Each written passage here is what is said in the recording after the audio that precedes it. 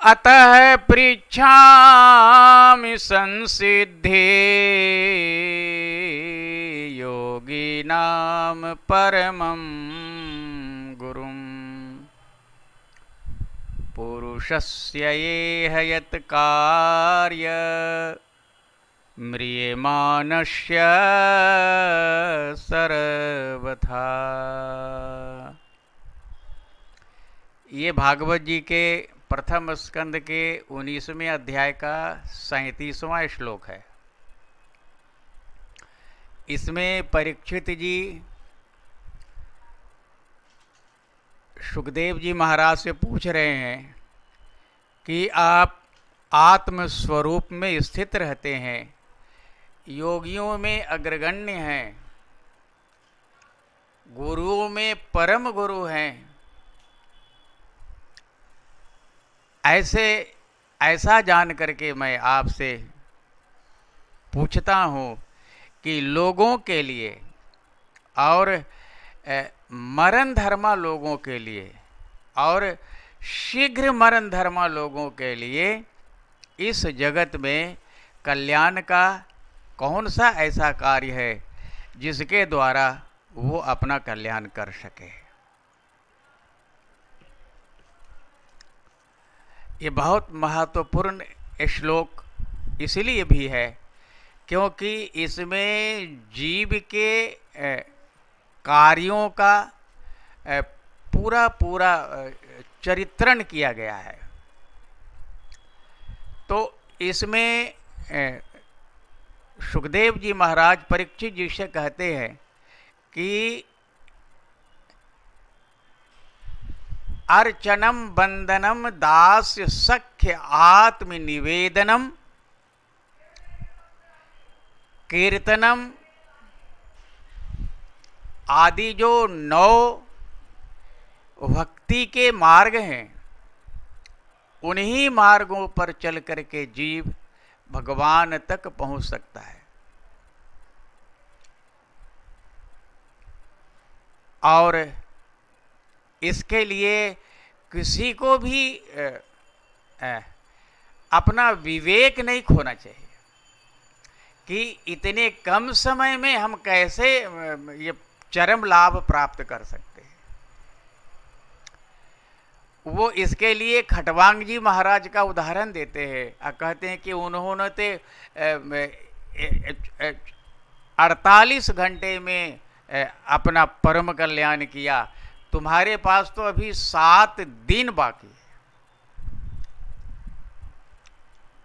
और हमने पहले भी आपसे कहा था कि आध्यात्मिक जगत में धैर्य धारण करना पड़ता है और धीरज पूर्वक इस कार्य को आगे बढ़ाना पड़ता है। यदि हम अपने सिद्धि के कार्य में, लक्ष्य के कार्य में, भगवत प्राप्ति में धीरज खो देंगे तो जैसे परीक्षित जी को 7वें दिन भगवत प्राप्ति हुई थी, उस प्रकार से और हम उस मुकाम तक नहीं पहुंच सकते हैं। आप देखिए धुंधकारी के लिए, धुंधकारी एक बांस के अंदर बैठ कर के कथा सुन रहे थे और उन्होंने न केवल उस कथा को सुना बल्कि उसका आत्मचिंतन किया, पूरे 7 दिन की कथा का मंथन किया और 7 दिन की कथा का निष्कर्ष निकाला, सार तत्व निकाला और सार तत्व निकाल करके वो इसी निष्कर्ष पर पहुंचा कि अंत में जो है भगवान ही हमारे परम सहायक हैं, भगवान ही हमारे चरम लक्ष्य हैं। इसीलिए उसको इतनी प्रसिद्धि मिली और भागवत के बाद उसको दिव्य स्वरूप मिला, विमान के द्वारा उसको भगवान के धाम में जाने का सौभाग्य प्राप्त हुआ। हम कलयुग जीवी मनुष्य आज के दिन में इसको कैसे अपने जीवन में लागू कर सकते हैं, इस श्लोक की पृष्ठभूमि में हम कैसे आगे बढ़ सकते हैं। तो ऐसा कोई बहुत ज़्यादा क्लिष्ट नहीं है, कठिन नहीं है कि हम बढ़ ही नहीं सकते।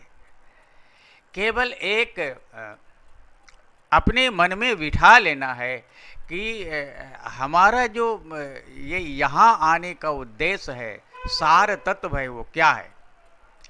इतनी छोटी सी बात यदि हम अपने जीवन में समझ लेंगे, इसको हृदयंगम कर लेंगे, तो फिर लक्ष्य को पाने में देरी नहीं लगती है। जैसे यदि किसी पानी भरने को, कुएं से पानी भरने वाले महिला को ये पता हो जाए कि एक बाल्टी डाल करके हम कुएं से जल निकाल सकते हैं, तो वो बाल्टी का प्रबंध करके, रस्सी का प्रबंध करके और कुएं से जल निकाल सकती है, और वो प्रतिदिन ऐसा कर सकती है।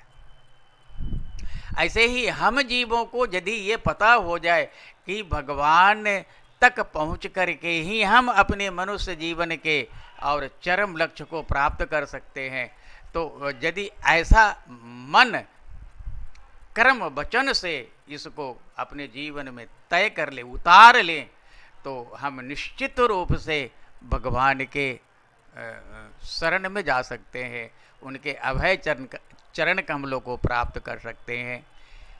नारायण, धन्यवाद।